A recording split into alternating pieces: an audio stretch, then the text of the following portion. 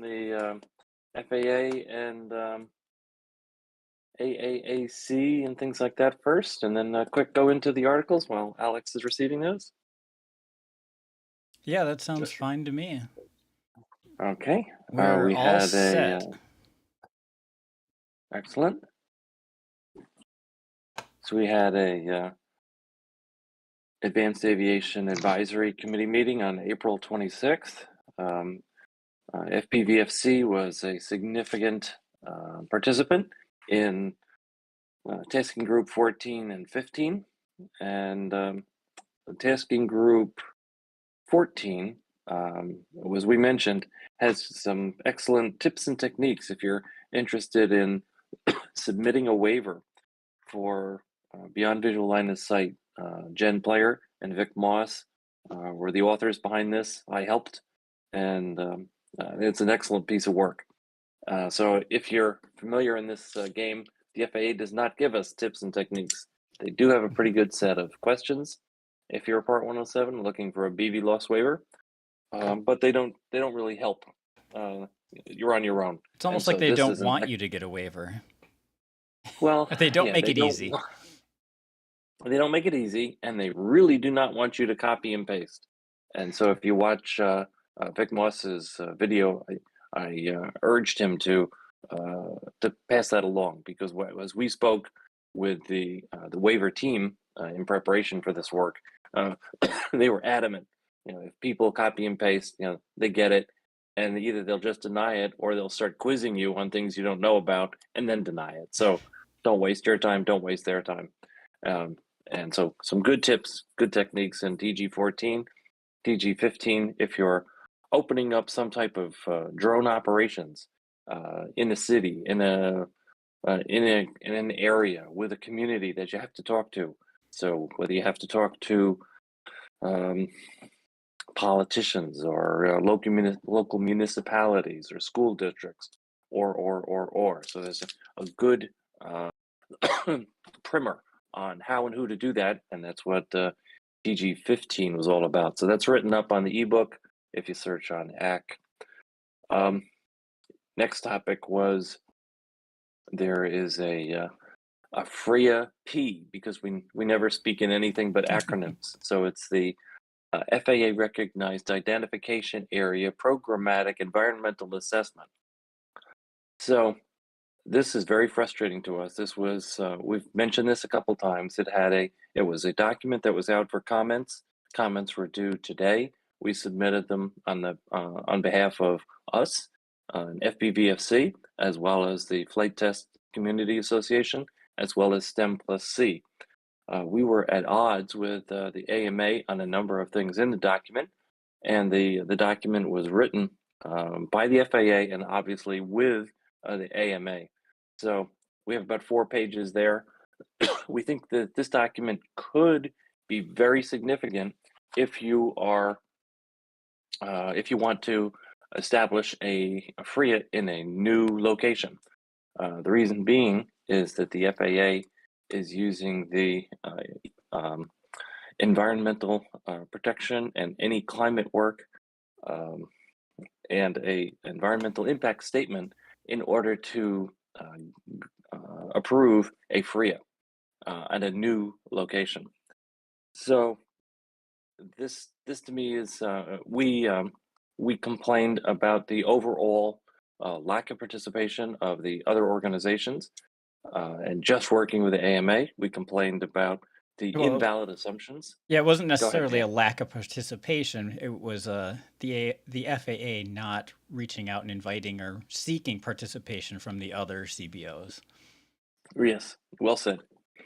And we also are concerned about the impact of this, which we feel will mean there'll be far fewer FRIAs approved, and so the small number of 4,000 FRIAs may come to pass because the FAA is looking like they're doing their darndest to minimize the number. So this is a piece of work that so we sent in some rather scathing comments. We'll get them up and available to our community, and that'll be available. And as I said, we worked with FTCA, and we've got also the endorsement of STEM plus C. So 3 of the 4 CBOs agree with the positions that we've taken on this. This is an area that I think we can provide some value in that we have a better and better understanding of UAS regulations and learning and reading hundreds of pages of regulation and seeing where there are issues for us. I think thank you, TextJet. That's appreciate that. Yeah, there was a few people discussing our response in Discord where we posted it, and everybody was definitely on our side, saying we did a great job. Thank you very much. Some people were really happy with the way you called some things out in that document. And Great. I said, Yeah. that was some of that. Those words were all Dave's. That's Dave's way of saying that. I forget exactly what somebody highlighted. Yeah. Well, we'll take it as a positive. This document is quite upsetting because it was about 60 pages of FAA speak, followed by about 40 pages of appendices, and it was difficult to get through. It was way more arcane than remote ID regulations. Yeah. And if we just want to highlight a couple of crazy things in there, like they just flat out said, "Oh, the AMA represents 95% of the people in the hobby," which obviously we know is not true, not even close. Yeah, our estimate is about 5.6%. So they based their entire document on a lot of bad assumptions. Right.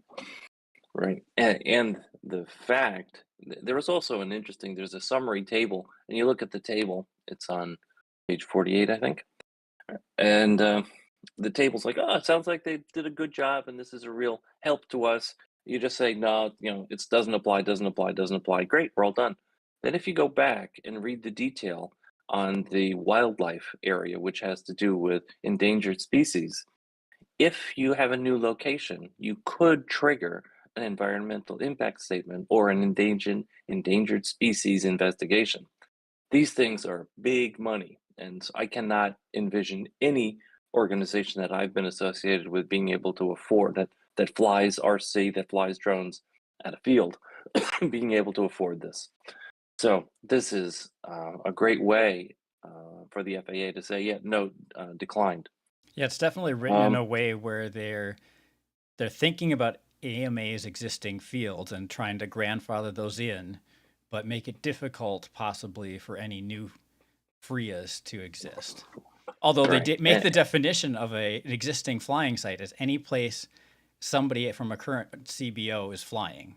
So if you're flying in your backyard, that's an existing space. I fly all over the place. That's right. All existing locations. Right. And I think, parks, school grounds, things like that, we should articulate as existing flying locations. Absolutely agree. I doubt the FAA sees it that way, but that's what was written in the document.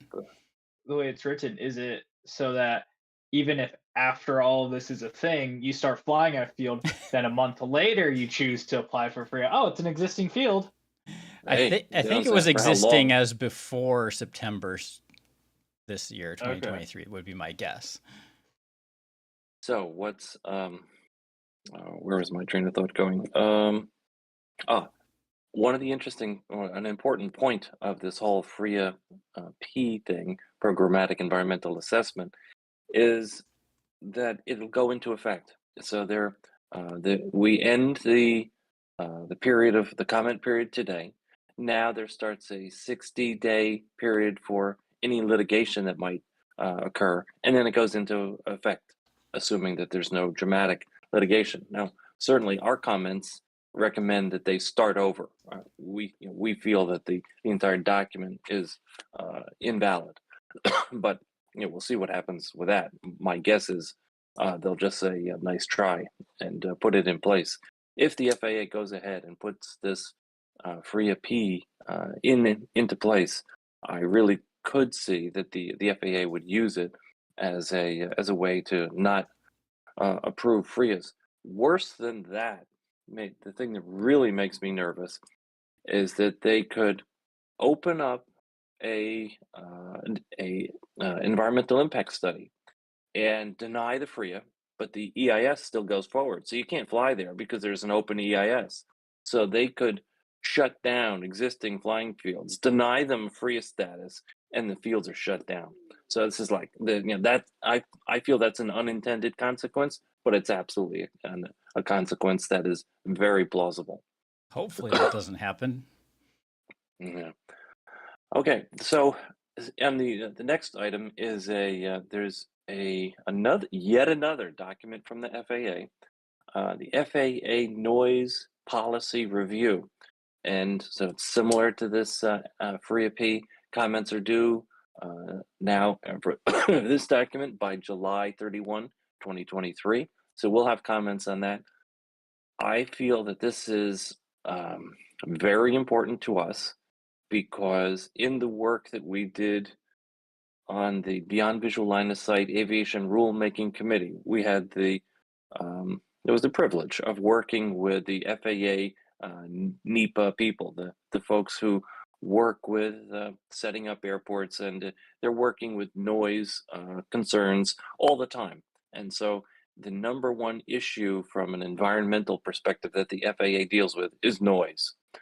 So we should take this very seriously because the research that we did in the environmental subgroup in the BB Loss Arc identified some research papers that articulate or assert that the frequency of our motors with drones is annoying. It's buzzing, and so it's not loud, and so it's not a decibel issue, but the frequency is an issue.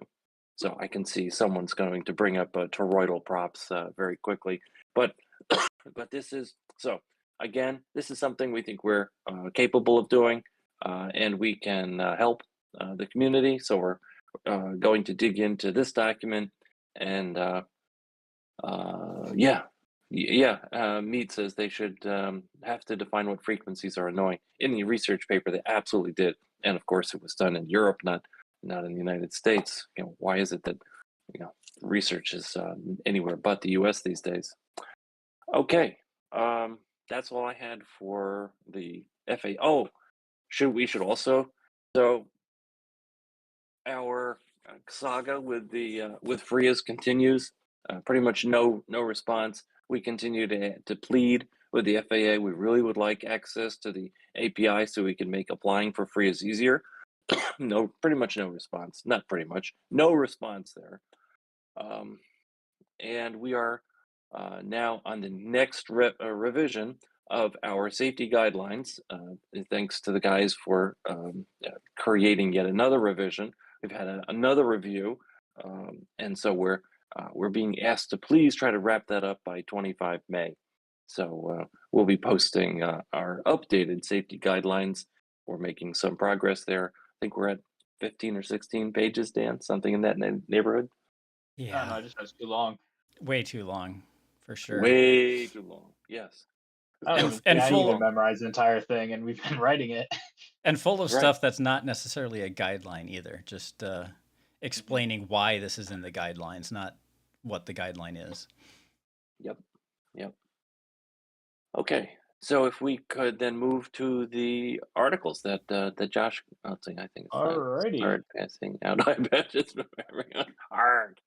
Okay. The first one. Let's see. That DJI. Thank you, Alex. Okay, watch stream. Let's see if I can do that. Oh, wow, how magical, even on the iPad. Fantastic. So this is interesting to me. So I've had experience working with intellectual property issues with Chinese companies. It's never fun. Chinese companies generally don't recognize a lot of intellectual property laws from other parts of the world. And so now they're being sued, and these patents are sort of screwy in that they were Textron was awarded $279 million. But as you read the article, I tend to side with DJI on this one. I didn't think I would, but it looks a little wacky. It looks very vague. and there's vehicle following and automatic hovering, and having written patents, and proud to have a couple of patents with my name on them, not as the first entry, but I'm participating. Can't get patent, only an implementation. So this patent exists. There's the patent number 8014909. But this jury in Texas awarded Textron $279 million. So this is to me unfortunate. This is not a great way. This is not a good look for the drone industry, and it's not a good thing. And I don't see it as a real positive. They haven't put a stop on this yet, right? Because I think the article that I saw was like, well, if they're actually in violation of patents, they shouldn't be allowed to sell those drones, or they would have to pay Textron to continue to sell the drones that infringe under the patents. Yeah, they did not do a cease and desist order, right? Yeah. Yeah. Which I think if they tried that, and Mead says the patents are hilariously broad. Lots of patents are really broad. I had the displeasure of working with a couple of troll companies, and the company's sole existence is to buy patents that are broad and then come and litigate against a large company and see if they can get away with a settlement. And that's what they do for a business. They don't produce product. They just have a battery of attorneys, and it's a nightmare. If you're trying to deliver product, it's a real impediment, because there is always, just as Bundy was saying, that cease and desist is always a judge. They could get the right judge, and bang, you can't sell your product until the litigation is complete. Yeah, and some comments. I doubt they're going to stop DJI. I agree. The size of DJI, it's a large company. I think he's saying they're not going to stop with just attacking DJI. They're going to use this against other companies as well. I mean, of course you would. Why wouldn't you do that with Skydio, and Autel, and all these companies? Right. Like, there's no reason not to. If you won the patent for DJI, you're going to win for everybody else for sure. You know what I mean? Right. You set the precedent, and you look weak if you don't. So I agree. It helps your case if you can continue. Or they could just be trying to get rid of DJI and let other companies. Well, they won't for that amount of money. Do patents work like trademark? I think it's trademarks or copyright. I don't remember which one, but you have to defend. But then do you have to defend patents, or patents work without defense? Patents work without defense. Okay, copyright is like if people keep using it, you have to defend it, right? But that's correct. Okay. You have to demonstrate that you have visibly registered it, and that you are visibly using it, and protecting it. And so in publications that you use it, you've identified it as a copyright, So yes, there is an absolute big difference. Okay. On to the next article with Drone Tag. Yes. Okay. So these guys in Drone Tag are great. And so Lucas Burchell has been in touch with us, and he's created a series of remote ID products. And they have a website. If you scroll down there, it's drone-remote-id.com. And so the website that they're putting together is an effort to communicate on remote ID topics, and we think that's great. These folks are in Prague, Czech Republic. My experience with working with people across the Czech Republic is fantastic. Just as the educational system there is great, so lots of deep math, great comp sci people. And as evidenced by Drone Tag, these looks like it'd be a great company. It's about 25 people, and they've created, as I said, a number of remote ID modules. They have a sense of humor as well, in that they've created a hobby-specific module, and they call that the BS module. And so I thought, oh my gosh, they don't get the U.S. idiom. And so I quietly sent a note to Lucas, and they get it completely. They understand, and they feel the same way we do about remote ID. So theirs is the BS module. So I appreciate their sense of humor. It's a hardworking group, and they are located in Prague, Czech Republic. And it looks like this website has a list of all the currently available remote ID modules and like a comparison of features. Excellent. Chart here. Like whether they Excellent. support Bluetooth 5, 4, Yeah, I Wi-Fi. can't scroll and see the Yeah. can't scroll and see the things at the same time. Well, I guess wait. I do. Nope, that's just Oh, you zooms can it in. shrink it. Yeah. Oh, no, here we go. Okay. I had it. There we go. Now I can. And they give the Oh, it has weight and the price too. price. Ooh, That's that's pricey. Ouch. that's a good list. Drone Yeah. Tag Mini 180 US. Yeah. Wow. Good for them. Good piece of work. Hmm. So we've talked about Fortune. we've talked about a flight test broadcast module that is recreational specific. We received FAA approval, Declaration of Compliance approval on that last night. So, as the expression is, watch this space. Expect to hear more from Flight Test about that. People were talking about that in one of our channels earlier today. So I'm assuming the one that they were talking about that doesn't mention Flight Test at all, it sounds very generic, you're saying that is the Flight Test one and that got through the approval, or the declaration of compliance process. Yes, and yes. I submitted it, and so yes, that was Flight Test work, and Flight Test is happy to talk about our role in that, and we're proud of that, and are grateful to the Flight Test folks. And the company is a U.S. firm, so as I say, we'll be talking more about that in depth, and it's our plan to get a hold of one of those broadcast modules for each of FPVFC folks that you see on these calls.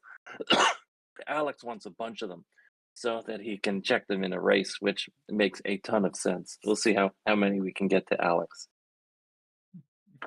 Okay, anything else around our room or any questions about remote ID and drone tag? TextJet was wondering about the FCC ID that was listed for the flight test module, and that no one can find that on the FCC website. It's listed as the generic module, not the FCC ID for a specific module, because that's a type of module, not a specific module. So it would have to have a specific FCC ID, not a general one. That's why people are wondering. Yeah, the module definitely has FCC Part 15 approval. Absolutely. And CB Runner's asking about the cost, but I'm assuming that's all will be announced later. It's not quite we'll ready yet. Right. Almost there. We'll let you know soon. What is the module used? I don't know the GPS module, I assume he's asking there. Yeah, I can find out as we do the announcement. We'll make sure that we detail out what the GPS is, what are the Bluetooth. I don't imagine that folks are, it will cost $30. Yeah, thanks. No, it's not going to cost $30.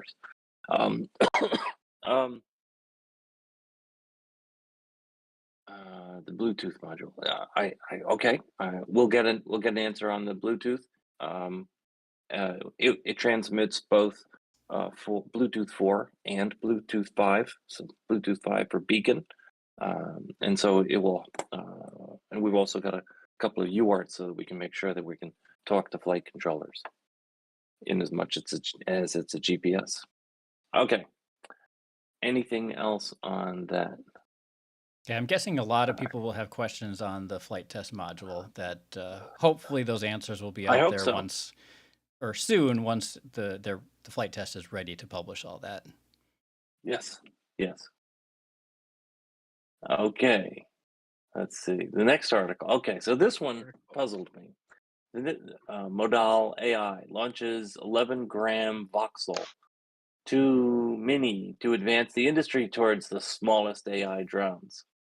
Okay, so Alex, did this puzzle you as much as it did me? If you scan down through this, it looks like they wrote a software development toolkit for it. They don't mention any of the software platforms that we know and love for autonomous flight, ArduPilot, iNav, nothing.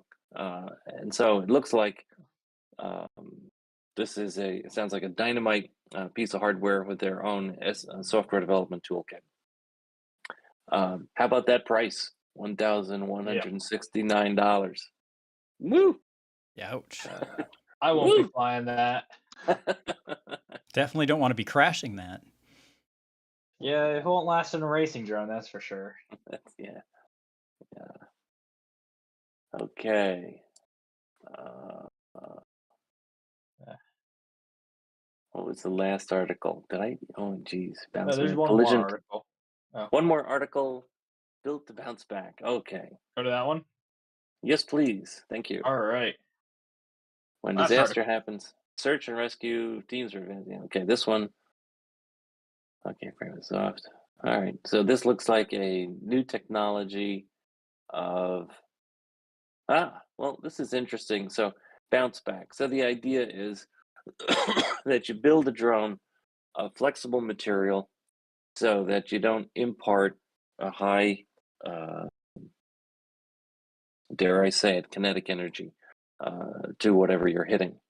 This is the same philosophy that Wing is using in their package delivery. The fuselage of their aircraft is foam. It's very smart. So if it hits something, the drone sort of breaks apart. This picture just looks like a drone wrapped in bubble wrap or something. It does. It really does.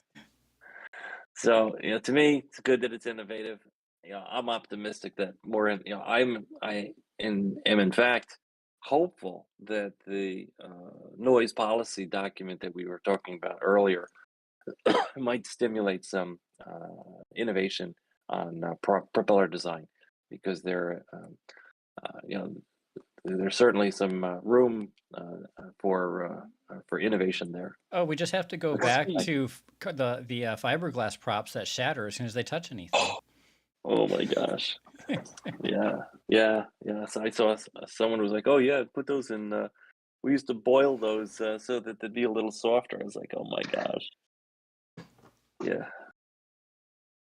We worry about safety, and we keep telling the FAA that we worry about propeller safety and battery safety with our pilots. So most of what we worry about has to do with preparation or something on the ground. Yeah, drones are way more likely to hit you or your fingers when you're working on them than they are when they're up in the sky flying around. Right, exactly.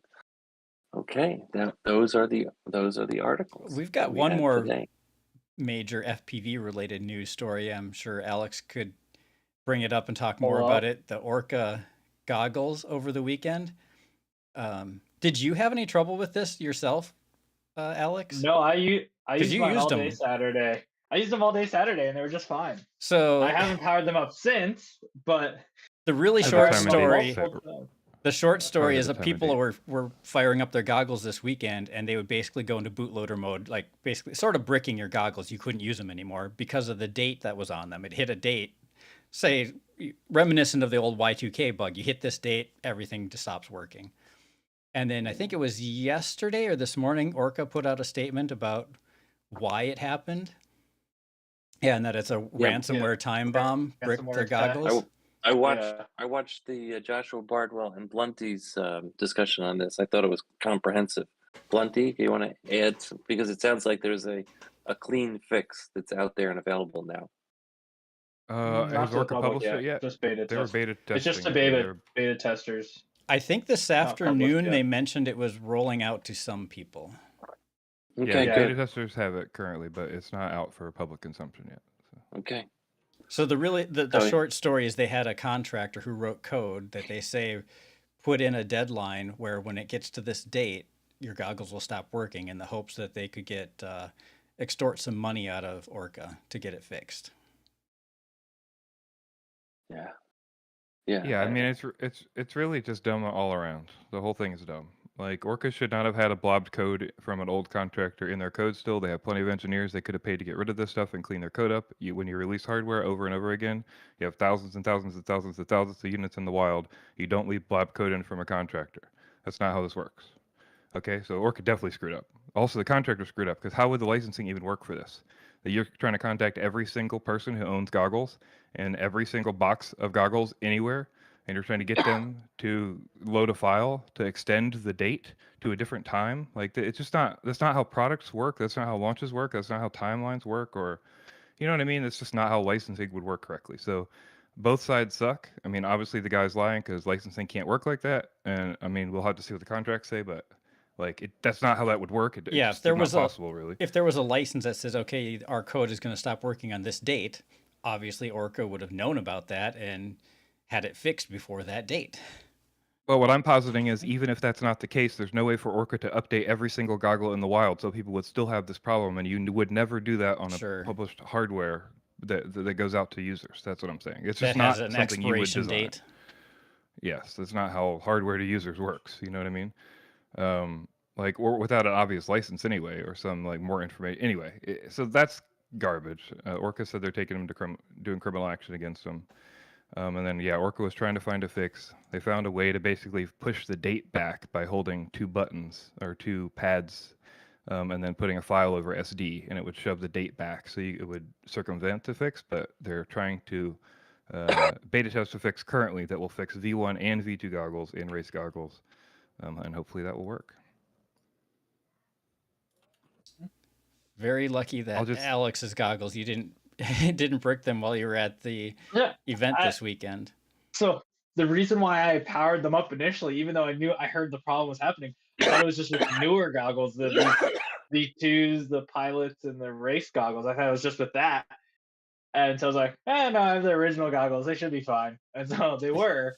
But and then later on I saw, it affected the V1s. You were using these goggles at the Droning On event, right? Yes. So that's a pretty good segue to talk a little bit about that event. And so this past weekend, the FAA had their Droning On event at for the Eastern region. So it's part of the FAA's community outreach that they're doing to go to 9 different regions and see what they're doing and inform the local communities. And so part of this event. Thank you for representing us there, Alex. We appreciate it. So yeah, and so we went. I grabbed a couple of local pilots from Safety Third, who race all around the area. So, and Emacs also sent us one of their easy pilots, so we could get some people flying. And so we brought a bunch of tiny whoops. We brought 2 simulators, as you can see in the picture. Those are 2 folks from the FAA flying on the simulator. So what was the order? Did you have them sit down and connect to the simulator and practice so it's kind a of little like bit? An assembly line. We were at the end of the hallway, so we had the whole room behind us that we set up with a course with a couple of gates and everything. Had a little net in between. But basically, when you got to the start of the hallway, you had the simulators on the left, and then you had a TV with the live feed from the active whoops in the sky. So you could watch those and do both. And then we had a display table showing different types of aircraft with a little handout that had some information of how to get started and get into FPV.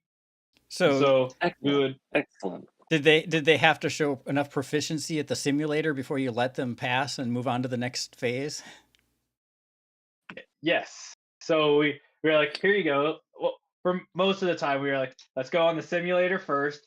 There are a couple people who were just like, let's just go straight to the tiny whoops, depending on how crowded it was and how we needed to flow people through there. But we had some of the FAA folks just go straight to the tiny whoops first, and then were they successful? Some of them went straight. As successful as one can be flying for the first time. How many FAA employees were there? There were, or at least that tried to fly. That tried to fly, probably 4 or 5, and there are about 10 total who were there. That's more than I was Um, expecting. The FAA actually had their own drone cage, so they had some knockoff Chinese drone that they were flying in a cage that they had. It wasn't DJI, so they get props for that. Um, uh, and then they had a couple of tables. The regional administrator for the area was there, and then so there's quite a few people. There are quite a few people from there, and then it's a fairly well attended event. We had a steady flow of people coming throughout, and our building was the slow. It was, well, not the slow building, but the building with the least amount of traffic. There was another building that also had a couple of other stuff in there, but for us, we had a perfect flow of people throughout the day coming and stopping by. So I think they said that they had 600 some registered, but because of the rain, those numbers dropped off because a lot of people expected most of it to be outdoors. And if the event was outdoors, we were also going to have a station where people could do ride-alongs with some of us. So we'd be flying, and then then we had a bunch of spare pair of goggles, so people could just put them on and watch. So Hey, you yeah, we wanna had flip? a bunch there. Can you flip through the rest of your photos? Is there anything Yeah. else So to we have a mention little there? cage here. Um, And behind that wall, it looks like there's a tiny whoop course set up. yeah. Where's a better picture of that? I gotta find. Da-da-da-da.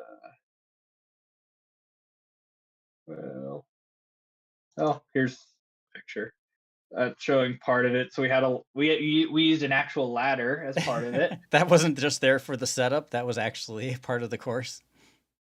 It looks like this is a Both. picture during the setup. No, this is during it. So it's both. It was both used for setup and for obstacle.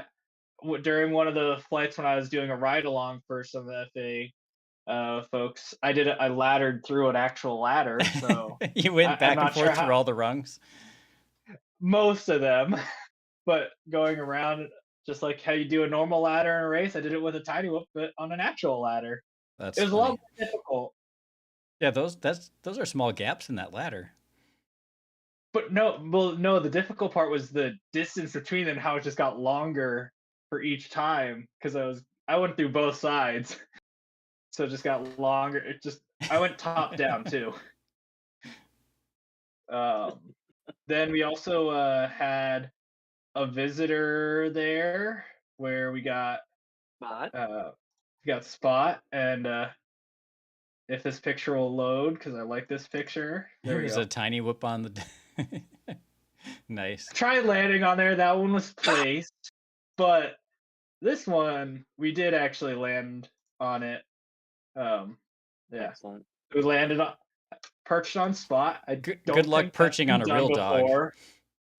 I've done it assume- before with my dog. He It lets just your gets dog stuck in lets her it. fur. I assumed Spot was they did a demo with Spot. Yeah. So they had Spot there. It was owned by the school, so this is hosted at Warren Community College. So Wow. the school was using Spot. I'm not sure if it. I think it was part of one of Boston Dynamics programs where they lend them to schools for a time, but I'm not 100% sure. Yeah. $100,000 to $200,000 piece of equipment. Yep. Cool. And so yeah, got a bunch Oh, of great. FA folks in goggles and just flying around. Plenty of other people in goggles and around. So Great. Yeah, Thank we you got for plenty of families. So that's yeah. thank you awesome. for representing us. That's great. So now we've gotten like 5 to 10 FAA employees behind goggles, just a few thousand I more to think go. I think we've gotten. I think I've probably gotten at least 15 to All 20 right. I'm at. I think that's where I'm at so far, 15 to 20 FA Well, folks under are you goggles. counting like the AC members? Or no. Well, under goggles, no. I guess I've done on the simulator at least 15 to 20 on the sim. Okay. Still, that's awesome, but still a long ways to go. Yes. But hopefully next week I'll be able to get some more. What's next week? Exponential. Hmm. So should be a decent number of FAA folks there. Excellent. Yeah. And want to describe quick what is Exponential? Is that going on down in Big Florida commercial. again? It's a big commercial conference that's being held in Denver this year. Right. It So, was Florida last year, Denver this year. Yes, exactly. So, Hosted by AUVSI. correct. So it's all commercial you- focus. Are you speaking Yes. or just I attending? am not. I am just attending. Excellent. Good for you. But yeah. Okay. I think, unless Blunty, anything you wanted to share? Nope. Okay, Dan. Let's see. There was one other minor thing. We have evidence that the FAA has started looking at FRIA applications, right? Yeah, and denying one. And at least denying one. I don't know that any of our applications have received any feedback yet, but None of mine have been denied. Nope. But at least somebody else's has been denied, and they reached out back to us for advice on it. So they denied a school because they're flying. They have been existing flying location. They have been flying in controlled airspace, and they get LANS approval, and it's a 50-foot AGL area. Okay, fine.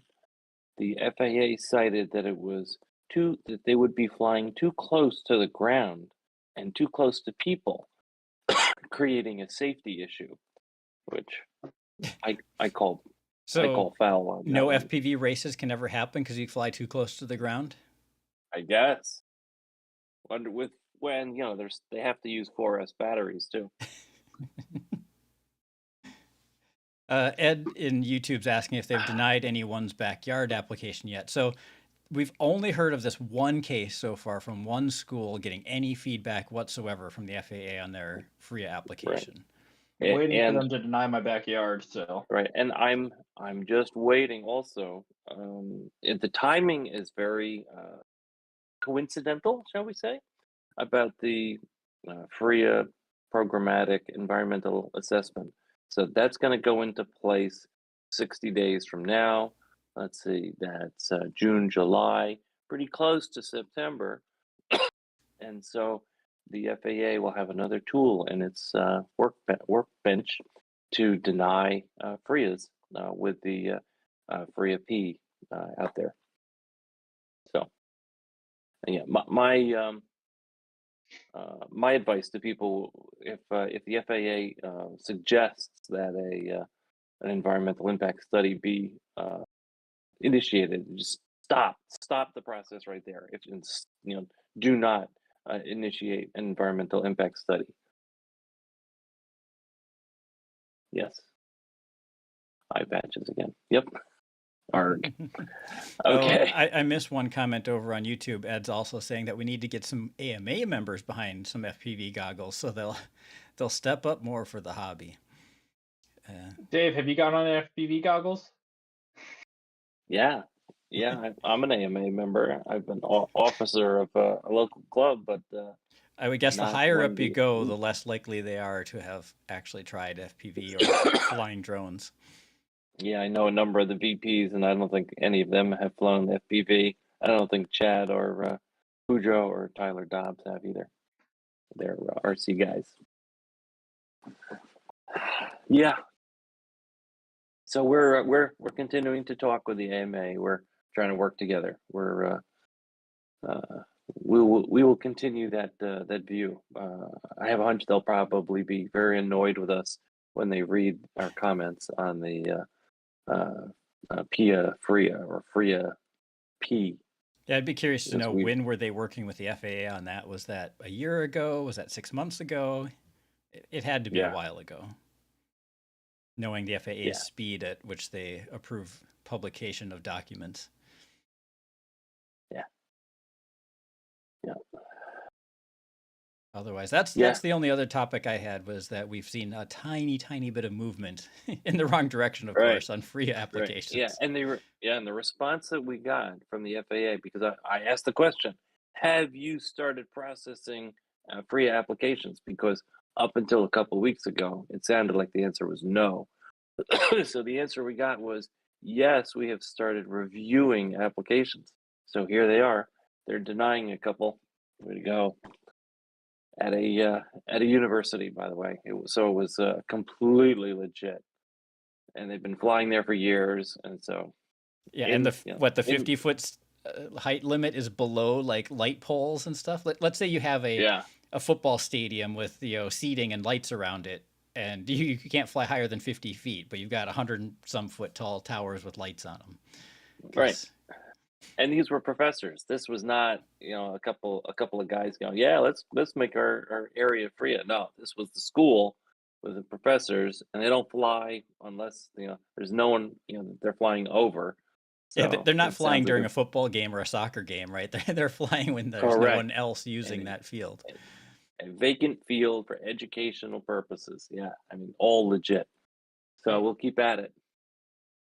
And it's also it's also number 22, so that means that they've gone through at least 22 applications. Yeah, good point. It could be. It could be that they're assigned to different people. They did say that they're going to take them in sequential order.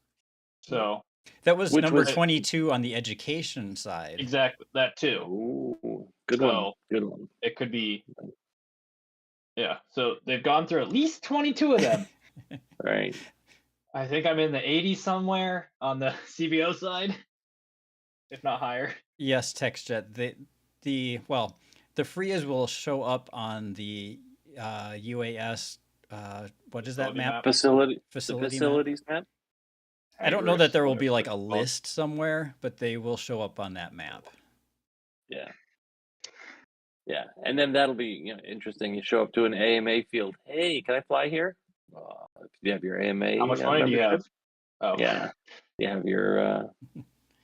Did you join the club? Ed's asking if they'll actually approve any sites that fly under Lance approval or just deny them automatically. They say they would. Yeah, there's, why have Lance if they're going to disapprove? It just, to me that was just totally erroneous. I was, but what and you can't say, well, I'll get a waiver. Oh, I'm not flying Part 107. So the only recourse would be to go to airport management and ask them to raise that number, because I don't think it's in the flight path. Why it's 50 foot, we don't know, but but that's within airport management's purview. Pay to fly is what AMA. Okay. And there are even some flying fields that are inside a controlled airspace that have agreements that they don't need Lance to fly there. Right. And they've got higher ceilings and lots of things. Exactly. Yeah. Okay. So on that happy note,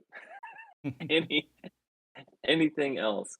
One other thing this weekend was ice storm in Milwaukee, and so this is at the Priet National Ice Center. It's two hockey rinks next to each other that are converted into a drone race into a track. And is that a multi-GP event as well, Alex?